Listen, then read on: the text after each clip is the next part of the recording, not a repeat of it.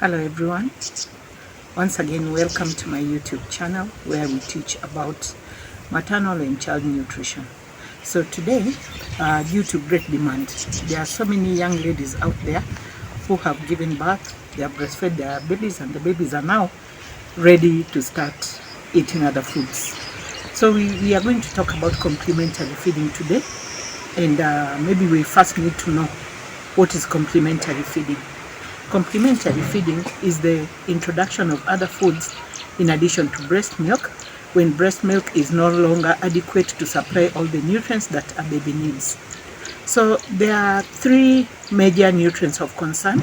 That's the energy, the iron, and the vitamin A. So you find that as the child is growing, the needs for energy keep on going up, while breast milk is able to only supply a little. So we need to fill that gap. So you find that when a child reaches the age of 6 months, now the energy demand goes high. The baby needs around 620 kilocalories, but breast milk can only supply around 500. So where can we get that other energy? We'll get it from foods. Then when you look at iron, when the baby is born, they get some iron from the breast milk. They also get some iron from the iron stores, from the birth stores. So you find that breast milk supplies a constant 0.1 milligrams of iron. And as the child continues growing, okay, the iron needs become less, but you find that even breast milk is supplying less. So at 6 months again, we need to introduce foods which are going to supply the iron.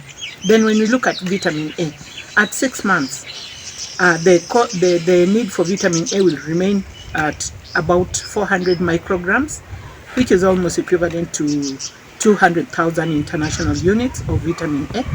And you find that breast milk supplies very little.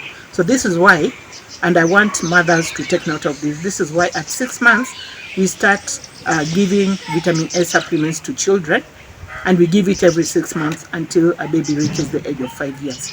So many mothers out there are asking, how do I start introducing complementary foods? First of all, complementary foods have to be adequate in terms of energy, in terms of all the nutrients, and in terms of quantity. Then it has to be safe. It has to be prepared in a safe manner, and even the way you are going to feed the child really matters. We have different types of feeding. We have the forced feeding, we have the responsive feeding, whereby you find that a mother responds to how the child wants the food. Maybe the child is asking for food using gestures. So the mother has to know that this child is in need of more food. Then we are talking also of forceful feeding, forcing a child to feed. We have mothers who force the child like this, which is very wrong. We've had cases of children being choked to death. So you have to find a better way of feeding your child. So let us look at how you are supposed to feed the child. At 6 months, 6 months means the child has completed 180 days after birth. So at exactly 6 months, you need to start introducing other foods. And as Africans, the first food we start with is porridge. So when you're starting porridge, introduce just a little. Don't give a child a full cup. They'll not finish. And this is where we have mothers running back to us, the nutritionists. I've started giving my child food. The child has refused food. No, you cannot give a child a full cup of porridge. So at 6 months, you start with 2 tablespoons of porridge, and it has to be thick porridge. So that means you can prepare enough porridge for you to take together with the baby, but you give the baby 2 spoons, then the rest of the day you continue breastfeeding.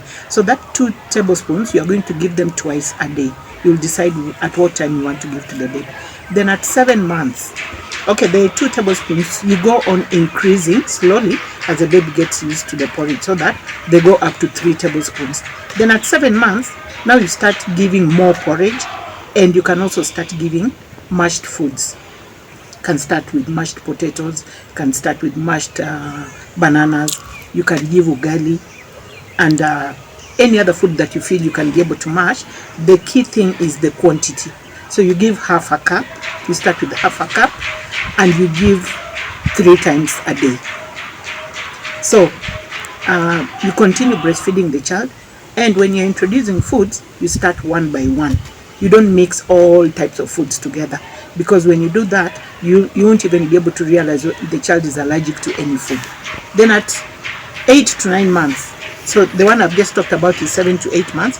Then at 9 to 11 months, you are going to continue giving all the other foods that you've decided, and the food has to be balanced. It has to be varied in terms of nutrients. So you can do things like carrots, you can do things like milk, you can do things like eggs, you can do things like vegetables. So at a later stage, I'll be able to demonstrate which kinds of foods you can be able to give. So at 9 to 11 months, you give 3/4 of a cup. The cup that we are talking about, or the bowl, is the 250 mLs. So you measure about 3/4 and you give the child 3 times a day. But at 9 to 11 months, you introduce a healthy snack, maybe a banana, maybe an orange, maybe a slice of pawpaw. So there'll be one snack, and you continue breastfeeding. Then at 12 to 23 months, now this is a child who is 1 year up to 24 months, you're going to increase the quantities to 1 full cup, 3 times a day. You introduce 2 snacks, and you continue breastfeeding the child. Remember, hygiene is paramount. Thank you. We are going to continue during the next. A lot to be covered in breastfeeding, so we'll in complementary feeding, which we are going to cover in our next session. Thank you. Remember to share, comment, subscribe, and like. Thank you.